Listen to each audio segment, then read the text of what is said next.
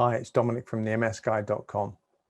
We've got a really interesting interview coming up. But before I start, please can I urge you to subscribe to the channel and like the videos. It really tells me what we're doing right, maybe what we're not doing so well. So if you could do that, I'd be really grateful. Jelica is from Serbia. She's living in Serbia. And we're going to talk about her MS and her involvement in the MS Serbia platform.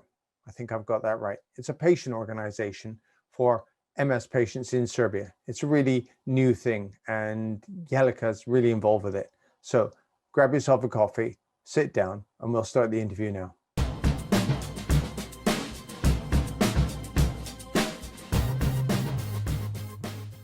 Good morning, Jelica. Thank you for joining us at the msguide.com. Good morning. No, it's okay. And thank you for having me, Dom. My pleasure.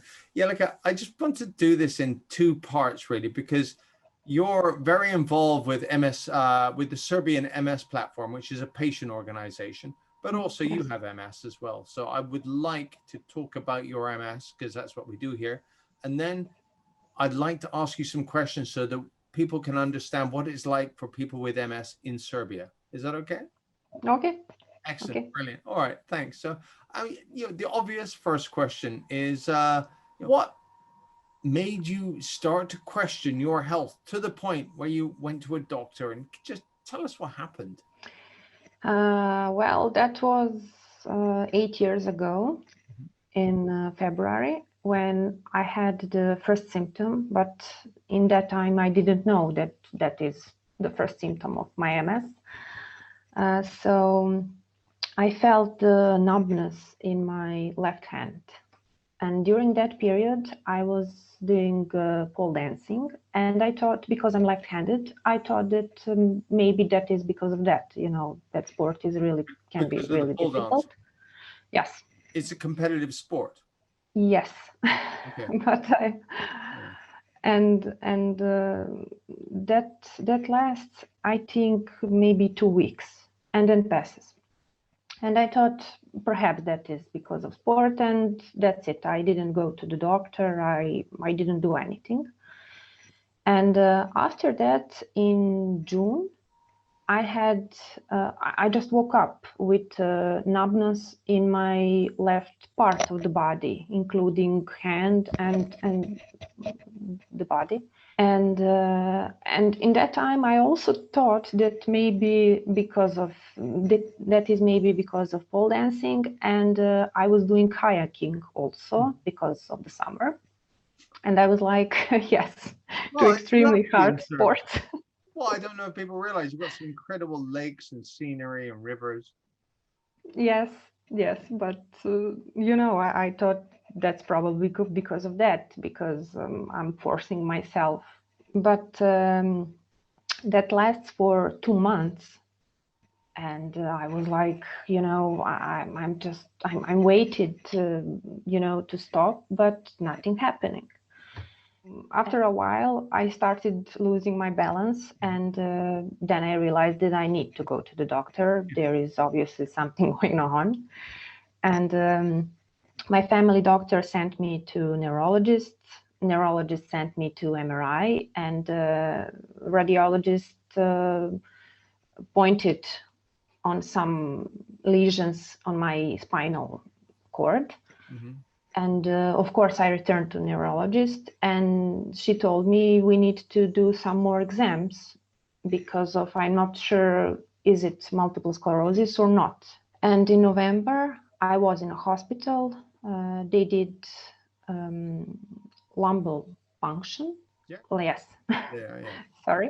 Oh, and then she told me that is multiple sclerosis, that I need to change my lifestyle, that I need to take care of myself much more than I did it till that time.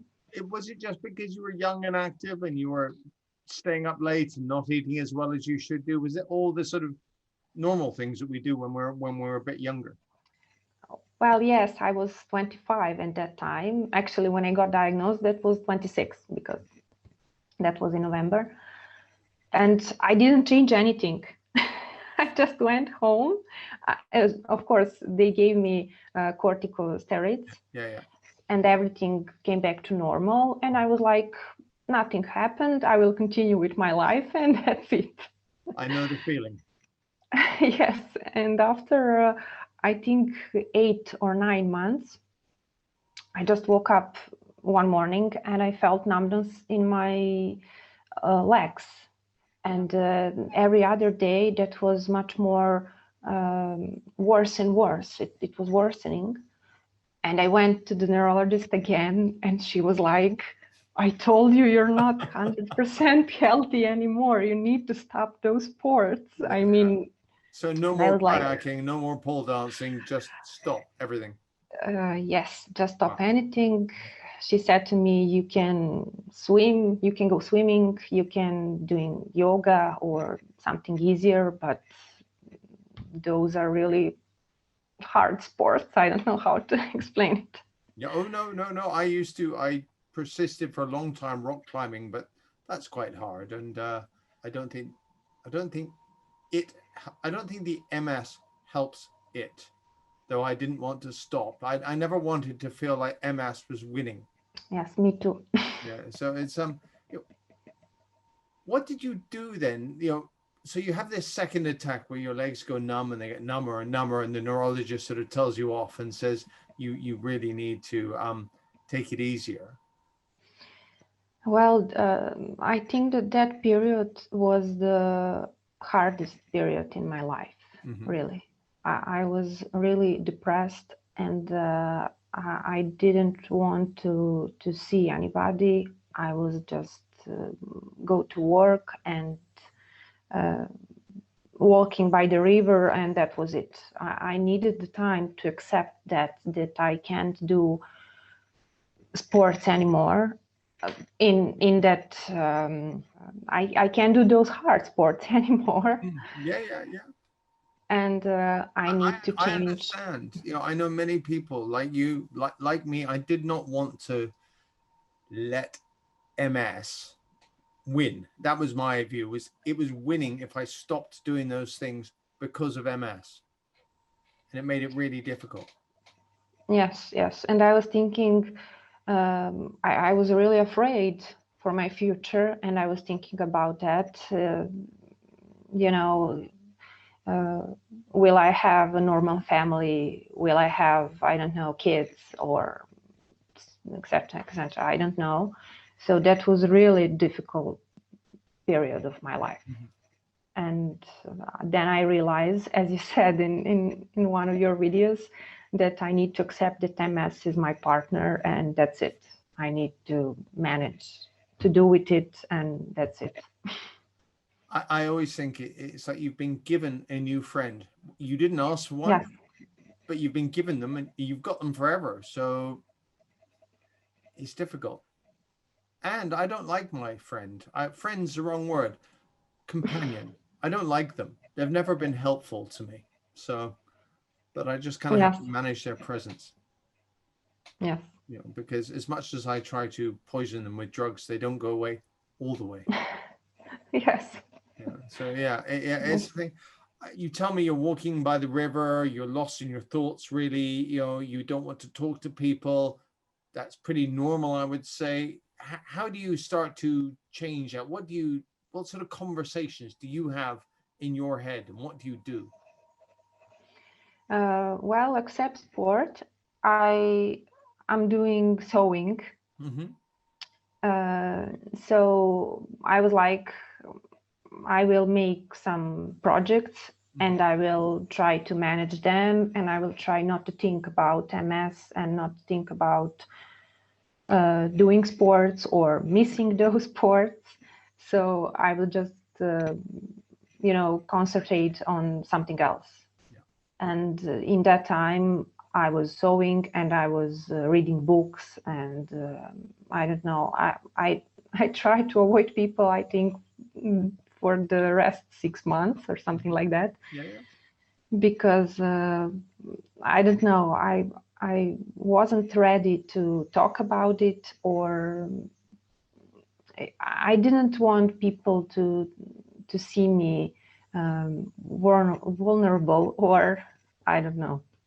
Yeah, well, we know that everybody looks at us a certain way, and then in sort of one conversation with the neurologist, you've got to change your life, but they still see you as you. Yes. Yeah, Yes. it's Yes. really, Yes. really hard. So do you do any other sports now instead, like swimming, like walking? I don't know, is there any substitute that you can make apart from sewing, which isn't really a sport? Yes, I'm walking a lot because I like to walk, and I'm swimming. I'm swimming, especially as you said, Belgrade has a lake, so usually in summer I'm swimming at the lake, and usually in pools. And I don't know, sometimes I'm driving a bicycle or rollering. How can I say? Driving rollers. Skates. Roller skates. Yeah. Yes, roller skates. But what I'm hearing is you're still keeping yourself active. You're using your body. You're making it do things. You're not just sitting back and going, I'm just going to sew from now on. Yes, because I'm not that kind of person, and usually people who knows other people with MS usually say to me, you're not like them. You're never tired. Yeah, I'm the same in that way, and I know other people the same. It makes it harder because people just think you can't be. I walk a lot, and I walk further than other people do, or there are normally many other people. You see, I only look up. I only look at the people who do more than me and better than me and faster or whatever. But other people go, "Oh, you do it," and you've got MS, and I just yes, and it's really annoying because they are immediately putting you on some pedestal higher than them when you think, actually, I may look hyper and busy, but I'm really tired sometimes. My day is compressed. But I also think other people have many things going on in their head, so I can't just judge them by how they look at me and my MS. I try to just think that other people are doing or dealing with their own things. Yes. So once this is all sunk in and you've had the time to yourself to just try and kind of work it out and start working it out, in Serbia, where do you turn to find out more about MS? Your neurologist, and there is MS Platform of Serbia. And you're involved with the platform, aren't you? Yes, I'm involved with the platform. I'm not that kind of person who is Google, and usually on forums are people who have time to explain their condition, and those are usually some sad stories. Because of that, I'm not going to forums, because I have a theory that people who are active, they don't have time to texting on forums, and because of that, in that time I didn't Google anything really. No. Yes, so I really asked everything my neurologist, everything that I was needed to know. Jelica, thanks for telling us about all that, because what you say, it doesn't matter if you're Serbian or British or Canadian or American or Italian. I think we all have very, very similar sort of, should we say, introductions to MS. But what scares you the most about MS? My future. Yeah, definitely my future and everything about it. My progress of my disease.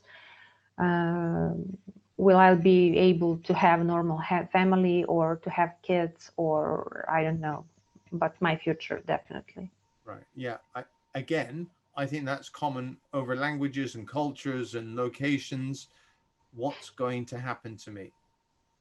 And in 27 years, I think every single day at some point, I think, I wonder if this is my last good day. I wonder if things are going to turn the corner and go, and then you try and block it out of your head because it's not a helpful thought to have. But it's there. Yes. I just wanted to ask you that. Do you have still that feeling after 27 years?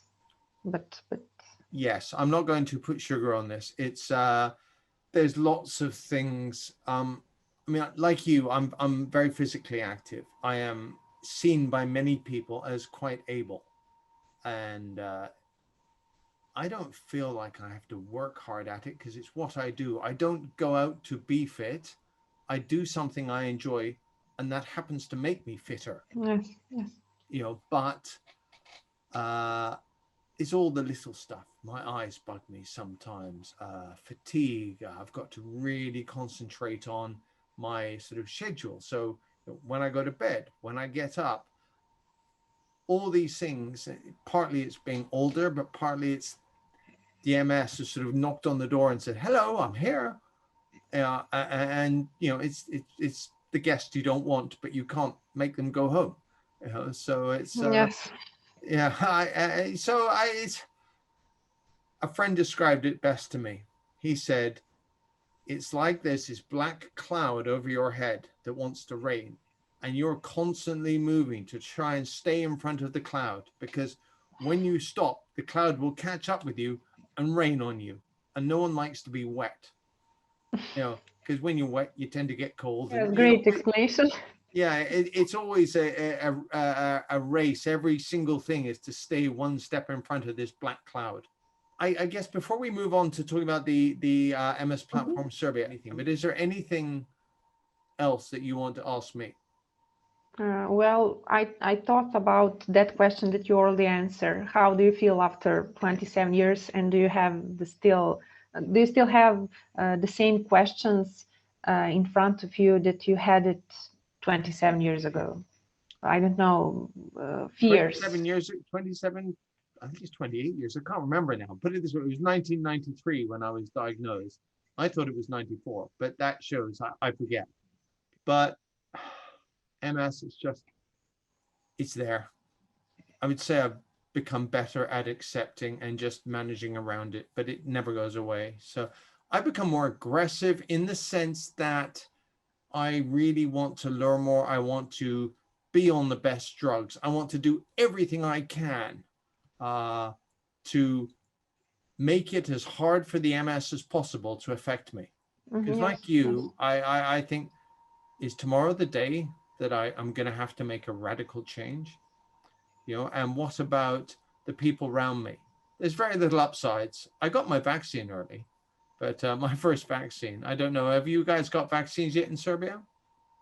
Yes. The COVID, yeah. I mean, we got all of them. I got Pfizer, I think, 2 or 3 weeks ago. Yes. Excellent. And I already have antibodies. I checked them. Yeah. Oh, now you're showing off. I don't think I have any because I'm on ocrelizumab and I got the AstraZeneca jab, and I wasn't told anything about the timing. So I had my first jab 3 weeks after my last infusion. I'm crossing my fingers that my sort of general good health or better health, you know, will help me. But it's just a new thing in life, isn't it? And in some ways, with MS, you look at people who get very upset about COVID, and you think, I know what you mean. There's little bits in, you know, it's in my head. You know, you worry about COVID all the time. Well, yeah, MS has been there since I was told. You know, it's not better, but you understand the feeling, you know, of thinking about something and being concerned about it all the time. You know, and having to change your behavior because of it. Yeah, and you have to be aware of it, and you have to taking care of it. Yes, I understand. Yeah. And I look at some people and I think, yeah, I know it's boring, isn't it? Yes. Anyway, let's move on. So, because we got talking initially about the MS Platform Serbia. This is a patient organization, isn't it? Because I'm going to tell you what I think I understand to be correct, which I found really surprising. And then maybe you could sort of fill me in and educate me. In theory, all the MS drugs that we are used to, ocrelizumab down to Rebif, is theoretically available in Serbia. But in practice, they're not. I mean, they actually lied to the MS patients, didn't they? And said they were putting them on a register for drugs. And it turns out the register didn't exist. Is that correct? Yes, because This is the government, by the way, not the neurologists. Oh, yes. And I don't know how is the situation in Britain, but in Serbia, you have health insurance. Is it a sort of countrywide health insurance? You don't choose different people to buy health insurance from. You just pay into a... Yes. That's like Canada. Yeah, very similar to Canada. Yes. Yes. Yeah. So it's you have to pay a fee to the government, for want of a better expression, but which insures you for, okay. You're paying that health insurance when you're working. Mm-hmm. And those medications should be available and paid by government. Actually, I mean, paid by your health insurance. Mm-hmm. And in theory, we have all medicals registered, but not all of them are on the, how can I say, approved list by health insurance, or right, if I can say it like that. So the medicine control people, whoever they are, have said that these drugs are okay, but the insurers are not willing to pay for all of them. Yes. Right. Not willing to pay for all of them, for all medication and for all patients. Mm-hmm. So which one are you on personally? I'm personally from last year, I think from June or from August, no, doesn't matter. I'm on You've had Obradovic. MS for quite a while now, before you got, sorry, I'm interrupted. You're on Obradovic. Yes. And you only got that a year ago, but you've had MS for 6 years now. Before that, I was, firstly, I was on betaferon. Oh, okay, so you're on that. And after that, I was on Avonex. Right, okay, yeah. I've had beta interferon as well. I used to travel for my job and I had to take all these injections with me, and I had a letter from my neurologist saying this man is not a drug addict, he needs these, because I'd go through airports with all these syringes, and yes, of course yes. they want to have a look. But yeah. Now, for me the hardest part was the temperature, because I had a temperature all the time. I mean, with betaferon all the time, and yeah. But the last year I had a relapse with Avonex. I mean, I was on Avonex, so neurologist changed it to Albadia. Did your neurologist, did they have to fight hard with the insurers to get you Obradovic? I don't know. I suppose they do. Mm-hmm. I don't know really. I'm not sure anymore. I mean, who is in charge for? Yeah, it's kind of concerning. So the patient platform, how long has that been in existence? The MS Platform Serbia. MS Platform Serbia was founded, I think, in September 2018. So it's really new. Yes. Mm-hmm. Did you found it? Well, I was one of the founders, if I can say it like that. Oh.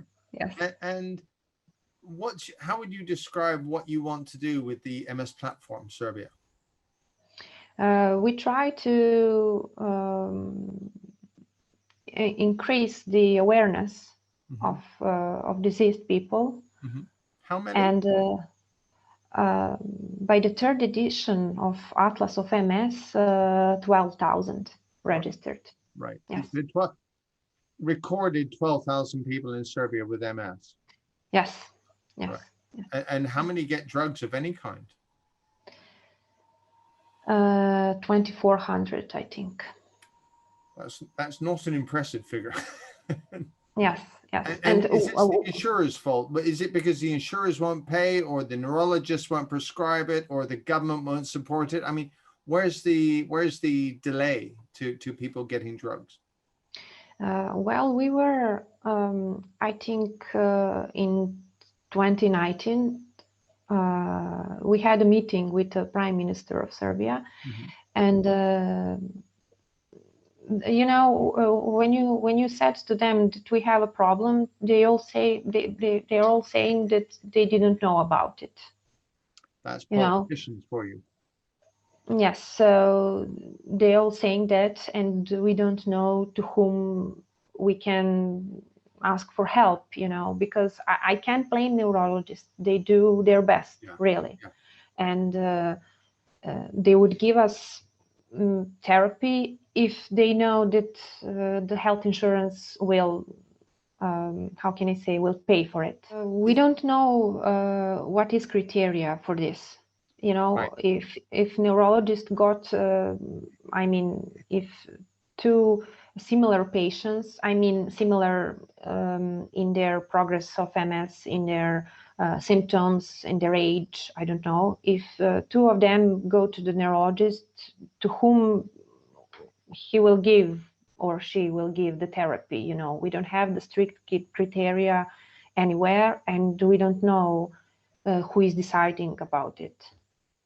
That's very difficult when it's not written down, because it's very hard to hold the politicians to account and say, it says this, why aren't you doing this? Yes, I suppose, but I also suppose that is difficult for them, as you said. Oh, it's political. It's always political. When you're senior in something, you're serving, we say you're serving two masters, the government and the patients. How do you say, for the platform, you met the Prime Minister, which is pretty amazing. We couldn't do this in our country. They would never talk to us just about MS. So what do you think the next steps are? What's the next big thing that the platform is trying to achieve? That meeting with the Prime Minister, we achieved that because we were really boring on social media. Yes. You bored them into the meeting. Yes, and we were asking every day, what will we do? When will people in Serbia get treatment? When we will get treatment for all diseased people, and etc., etc. And they invited us. Actually, the Prime Minister invited us, and to make you. I wasn't there, but sorry. To make you be quieter on social media. Yes, so I wasn't there, but some of our members was there, and with our neurologist Dragana Obradovic, as you said, Serbian Arron Boster. Yeah, she is. I see her on Twitter. Yeah.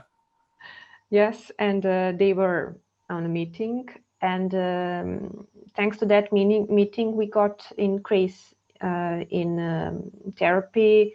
I think in May 2020, for about. Sorry. So you got it quite soon after the meeting. Yes, firstly we got a promise, and that really happened. We got increase in therapy for 1,100 people.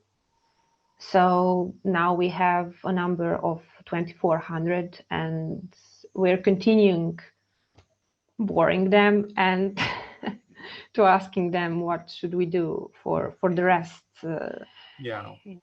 Yes, but what should we do with the rest ones who are, I don't know, they are able to work, they are able to have normal family, or I don't know. Pay tax, pay into the health insurance system. You might as well, if you're the government, ensure that your taxpayers can work for as long as possible.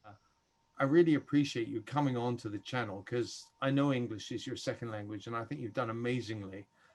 Yes, I'm really nervous about it, because I'm aware that my grammar is not so quite good, but my Serbian is terrible. Consider yourself a winner for language. Thank you. That's all right.